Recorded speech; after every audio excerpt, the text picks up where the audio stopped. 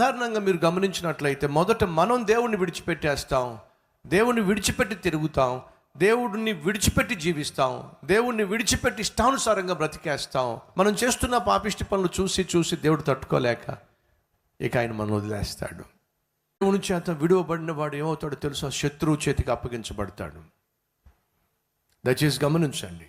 దేవుని చిత్తాన్ని పక్కన పెట్టేసి సొలొమోను పెళ్ళిళ్ళు చేసుకున్నాడు. 1 కాదు, 2 కాదు, 3 కాదు, సుమారు 700 పెళ్ళిళ్ళు, 300 ఉపపత్నులు, 1000 మందిని పెళ్లి చేసుకున్నాడు.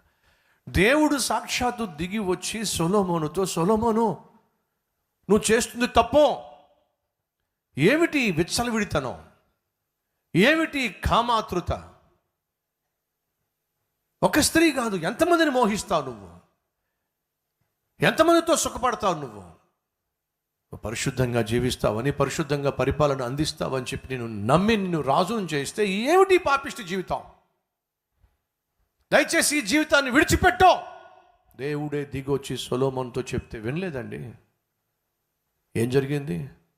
మనిషి, మీకు జ్ఞాపకం ఉందా? ఇదే సొలొమోను ఒకరోజు దేవుని మందిరాన్ని నిర్మించాడు. యెరూషలేము పట్టణములో అద్భుతమైనటువంటి దేవాలయాన్ని, దేవుని మందిరాన్ని సొలొమోను నిర్మించాడు. దేవుని మందిరం నిర్మించినటువంటి అదే చేతులతో ఈ మనిషి ఇప్పుడు ఎవరికి పడితే వాళ్ళకి బలిపీఠాలు కట్టేస్తూ ఉన్నాడు. కారణం తెలుసా? దేవుడిని వదిలేశాడు. తరువాత తమ దేవతలకు ధూపము వేయొచ్చు, బలులు అర్పించుచు ఉండిన పరస్త్రీలైన తన భార్యల నిమిత్తము అతడు దేవుణ్ణి వదిలేశాడండి. తరువాత ఇశ్రాయేలీయుల దేవుడైన యెహోవా అతనికి 2 మార్లు ప్రత్యక్షమై, ఏముంది అక్కడ? ఇశ్రాయేలీయుల దేవుడైన యెహోవా అతనికి 2 మార్లు ప్రత్యక్షమై, 2 మార్లు దేవుడు దిగొచ్చాడట అండి. ఆ మనిషి చేస్తున్న పాపిష్టి పనులు చూసి, ఆ కామాతృత చూసి, ఎవరితో పడితే వాళ్ళతో, ఎవరిని పడితే వాళ్ళని పెళ్లి చేసుకుని వాళ్ళతో కాపురాలు చేసేస్తూ ఉంటే, అమ్మాయిలను ఉంచుకుంటూ ఉంటే చూడలేక ఆఖరికి దేవుడే దిగొచ్చాడటండి.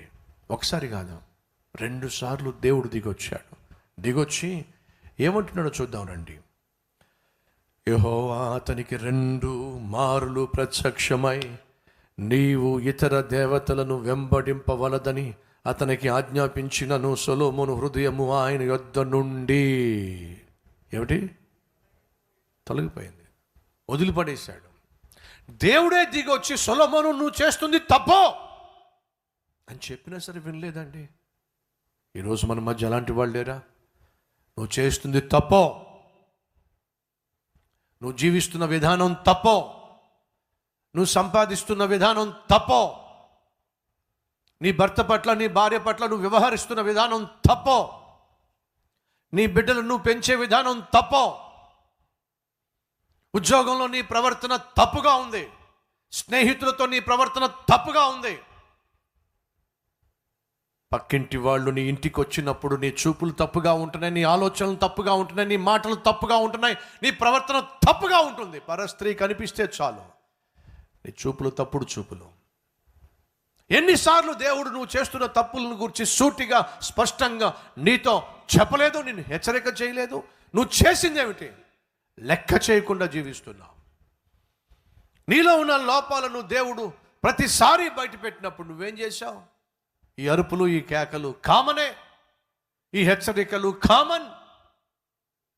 దేవుడు ఏమీ చేయడు. ఆయన ప్రేమ గలవాడు, కనికరము గలవాడు, దీర్ఘశాంతం గలవాడు, దయాలుత్వం కలిగినవాడు, ఆశానిగ్రహం కలిగినవాడు అని అనుకుంటూ నీ ఇష్టానుసారంగా జీవిస్తూ వచ్చావు. సొలొమోను అదే చేశాడు, సంసోను అదే చేశాడు.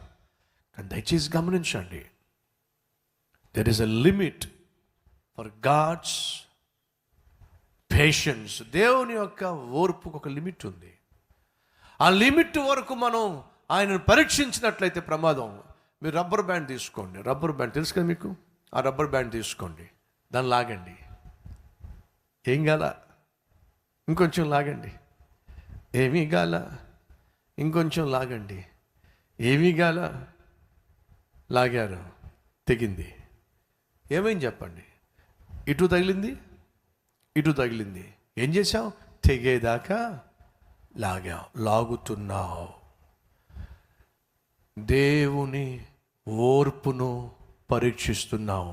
సహోదరుడు సహోదరి, క్షమం కాదు.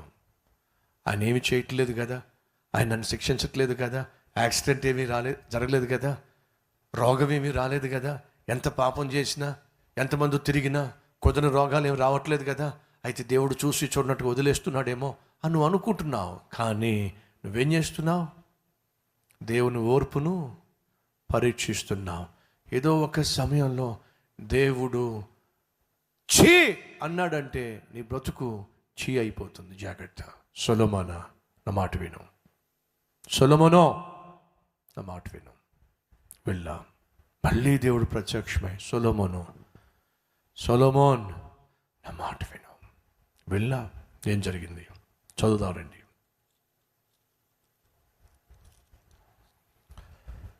నీవు ఇతర దేవతలు వెంబడింపబడదని ఆజ్ఞాపించినను సొలొమోను హృదయము ఆయన వద్ద నుండి తొలగిపోయెను. యెహోవా తనకిచ్చిన ఆజ్ఞను అతడు గైకొనకపోగా యెహోవా అతని మీద కోపగించి సెలవిచ్చినదేమనగా, నేను నీతో చేసిన నా నిబంధనను కట్టడలను నీవు ఆచరింపకపోవుట నేను కనుగొనుచున్నాను గనుక ఈ రాజ్యము నీకుండకుండా నిశ్చయముగా తీసేస్తున్నా. ఏ పోస్ట్ చూసుకొని, ఏ పొజిషన్ చూసుకొని, ఎంత ప్రాపర్టీ కలిగి ఉన్నావో అంతటినీ కూడా తీసేస్తున్నా. నీ దిక్కున చోట చెప్పుకో వెళ్ళి. రాజు కదా అని చెప్పి, రాజ్యం ఉంది కదా అని చెప్పి రకరకాల పాపిష్టి పనులు చేస్తూ నీ ఇష్టం వచ్చినట్టుగా జీవిస్తున్నావు. అయితే వినో, తీసి పడేస్తున్నా. నీకు ఇచ్చిన రాజ్యాన్ని ఏం చేస్తావో చూస్తా. తీసి పడేశాడండి. సహోదరి సహోదరులు, రాజుగా ఉన్న పోస్ట్నే తీసి పడేశాడు. జాగ్రత్త. ఈరోజు నీకున్న అధికారాన్ని ఆధారం చేసుకోను, అందలాన్ని ఆధారం చేసుకోను, అందాన్ని ఆధారం చేసుకోను, నీ ఆకారాన్ని ఆధారం చేసుకోను, నీ ఆస్తిని ఆధారం చేసుకోను, అడ్డమైన పనులు చేస్తాను అంటే దేవుడు అంటాడు దాన్ని తీసి పడేస్తాను.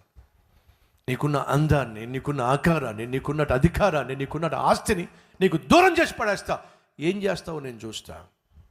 సహోదరి సహోదరులు, సొలొమోను లాంటి వాడిని దేవుడు శిక్షించకుండా ఉండలా. ఏం జరిగింది? ఆ తర్వాత ఆ అధ్యాయాన్ని చదవండి. నార్త్ నుండి, సౌత్ నుండి, ఈస్ట్ నుండి, వెస్ట్ నుండి, సెంట్రల్ నుండి దేవుడు శత్రువులను లేవనెత్తాడు.